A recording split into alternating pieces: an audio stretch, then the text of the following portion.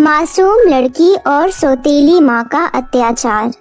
कोमल अपनी सौतेली माँ रेखा और अपनी छोटी बहन खुशी के साथ रहती थी। कोमल की माँ बचपन में ही गुजर गई थी और पिता का भी साया एक गंभीर बीमारी से हाल ही में उठ गया था। पिता के चले जाने से कोमल बिल्कुल अकेली पड़ गई। वो अपने पिता से बहुत प्यार करती थी। दुनिया में कोमल का उसके पिता के अलावा अपना कोई नहीं था। कोमल के पिता जाने से पहले अपनी सारी जायदाद कोमल के नाम कर दिए थे। ये देखकर कोमल की सौतेली माँ रेखा कोमल से बहुत नफरत करने लगती है। एक दिन आधी रात को रेखा उठकर कोमल के पास आई। कोमल को चैन से सोता देख रेखा से देखा नहीं गया। वो अपने पाँव से कोमल का गला दबाने लगती है। ये देखकर कोमल की आंखों से आंसू आने लगते हैं। माँ, ऐसा मत करो माँ, ऐसा मत करो, मेरा गला बहुत दर्द दे रहा है माँ, इतना दबाव मुझसे सहन नहीं हो पा रहा है माँ। रेखा को कोमल पर बिल्कुल भी दया नहीं आती। वो उसे मार रही है, मगर उसके पापा भी उसकी सहायता के लिए उसके पास नहीं है। इतना जुल्म सहते सहते कोमल को अब जीने की इच्छा नहीं बची, इसलिए वह चुपचाप दर्द सहन करती रही। मुझे पता है माँ, आप मुझे पसंद नहीं करती। आपके पैरों तले ही मेरा आज ही के दिन मरण लिखा है। आज ही के दिन मेरे पापा का मरने का दिन है, इसलिए माँ मुझे कोई गम नहीं। आप और जोर से मेरा गला दबाकर मार ही डालो मुझे। ये सब बातें वो अपने मन में बोलती है और रेखा अपने पाँव से उसका गला दबा रही होती है। कोमल की आंखों से आंसू नहीं रुक रहा था। तभी कोमल की छोटी बहन खुशी नींद से उठ जाती है और रोने लगती है।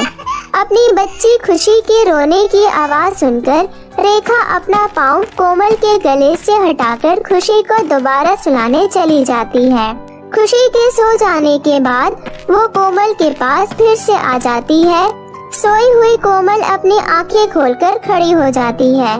ये देखकर रेखा थोड़ी डर जाती है और मन में बोलती है, क्या इसको सब मालूम है? माँ, आप ही बताओ, तुम एक पाँव से गला दबाओगी तो मेरा गला बस दर्द देगा, मगर मेरी जान कैसे जाएगी? क्या मतलब है तुम्हारा? मैं तुम्हारा गला क्यों दबाऊंगी भला? मुझे पता है माँ, आपके एक पाँव से गला दबाने से कुछ नहीं होगा।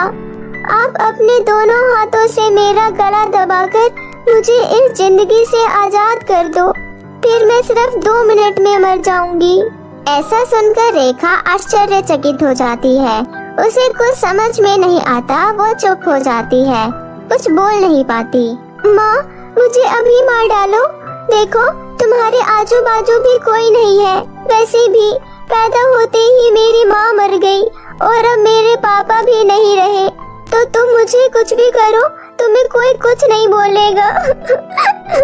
मुझे पता है तुझे कब मारना है, तो तू ज्यादा भाषण मत दे और चुपचाप से सो जा, समझी? हाँ नहीं तो। फिर कोमल चुपचाप सो जाती है और उसके आंखों से आंसू गिरते रहते हैं। ऐसे ही सुबह हो जाती है। सुबह उठकर रेखा नीचे देखती है कि कोमल अपने पिता का फोटो लेकर सोई हुई है। ये देखकर रेखा को बहुत गुस्सा आता है। वो चिल्लाते हुए बोलती है, महारानी, अपने पिता का फोटो लेकर सोई हुई है। घर का काम भी तेरा बाप आकर करेगा, जो महारानी चैन से सो रही है। ऐसा बोलते हुए रेखा कोमल के पास आती है और उसके बाल पकड़कर उठा देती है। आह माँ, मुझे दर्द हो रहा है माँ। बाप का फोटो बाजू में लेकर सोई हुई है, ये सब काम कौन करेगा? मरी हुई तेरी माँ अगर करेगी या तेरा बाप? फिर वो उसके बाबा का फोटो उठाकर फेंक देती है और वहाँ से चली जाती है। फिर रोते रोते कोमल अपने बाबा का फोटो उठाकर टेबल पर रख देती है और घर के कामों में लग जाती है। सुनो महारानी, झाड़ू, पोछा, बर्तन, कपड़े, ये सारे काम तुझे रोज सुबह उठकर करना होगा। ये सभी काम रोज करेगी तभी खाना मिलेगा, और वो भी हमारे खाना खाने के बाद ही। जो बचा कुचा होगा तुझे खाने को मिलेगा, समझी? चल अब जल्दी जल्दी हाथ चला। कोमल बिना कुछ बोले अपना काम करती रहती है। फिर 1 घंटे बाद रेखा सोफा पर बैठकर खुशी को एप्पल खिला रही होती है। तब कोमल कमरे में आती है। माँ, मैंने सारे काम कर लिए, क्या अब मैं खाना खा सकती हूँ? मुझे बहुत भूख लगी है माँ। मैंने तुझे सुबह क्या बोला था? अभी तक मैंने खाया नहीं। मेरे खाने के बाद ही तुझे खाना मिलेगा। अभी तक खुशी रोई नहीं खाने के लिए। तू तो बड़ी है और अभी से ही महारानी को भूख लगने लगी। माँ, मुझे बहुत जोर से भूख लग रही है। वैसे भी खुशी कुछ न कुछ तो खाती ही रहती है, इसलिए उससे ज्यादा भूख नहीं लगती। माँ, पर मैंने सुबह से कुछ नहीं खाया। तुम मेरी बेटी पर हमेशा नजर रखती हो, हाँ? बहुत भूख लगी है माँ, मुझे खाना दे दो ना, मैं खा लूंगी। रात का चावल हो तो वो भी चलेगा। बहुत भूख लगी है, मुझसे सहन नहीं हो रहा माँ। सब काम हो गया क्या? जी हाँ माँ, सब काम हो गया, कुछ काम नहीं बचा है। कपड़े धो लिए क्या? नहीं, वो मैं खाना खाने के बाद धो दूंगी। अब मुझे खाना दे दो ना माँ, बहुत भूख लगी है। पहले जाकर कपड़े धो, उसके बाद ही मैं खाना दूंगी तुझे, समझी? आई बड़ी। ऐसा मत करो माँ। पर रेखा कोमल की एक नहीं सुनती। फिर कोमल उदास होकर बाहर नदी के पास कपड़े धोने चली जाती है। कोमल वहाँ बैठकर रोते हुए कपड़े धोती है।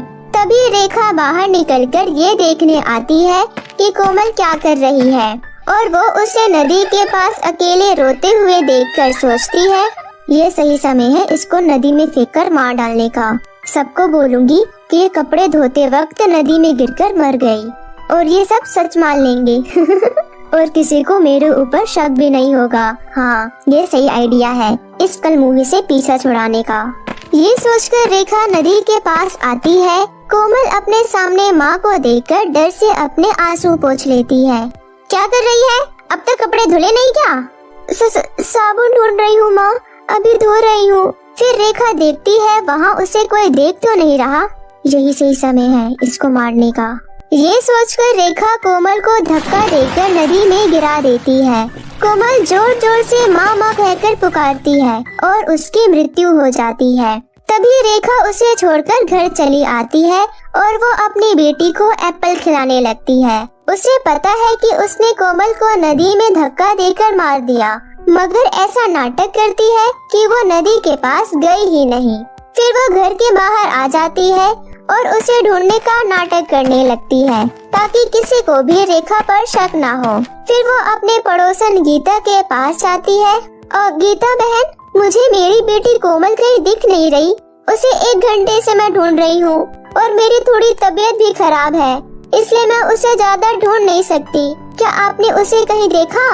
नहीं बहन, मैंने तो कोमल को कहीं नहीं देखा, वो यही कहीं होगी। चिंता मत करो बहन। फिर रेखा वहाँ से रोने का नाटक करती हुई जा रही होती है। तभी पास में बैठी एक बूढ़ी अम्मा कहती है, बस ऐसा दिखा रही है कि इसको कुछ नहीं मालूम, मगर इसके पाप की सजा इसको जरूर मिलेगी। तब रोके इसे कुछ नहीं मिलेगा। तो मेरे प्यारे दोस्तों, कैसी लगी आपको हमारी ये कहानी? हमें कमेंट करके जरूर बताएं। और यदि कहानी पसंद आई हो तो अपने दोस्तों के साथ भी ज्यादा से ज्यादा शेयर करें। और यदि आपने अब तक मेरे चैनल मिनी एंजल टीवी को सब्सक्राइब नहीं किया है तो जल्दी से नीचे लाल बटन दबाकर मेरे चैनल मिनी एंजल टीवी को अभी सब्सक्राइब कर ले और साथ ही बेल आइकन को दबाना ना भूले। तो मिलते हैं फिर किसी नई वीडियो के साथ, तब तक के लिए बाय बाय।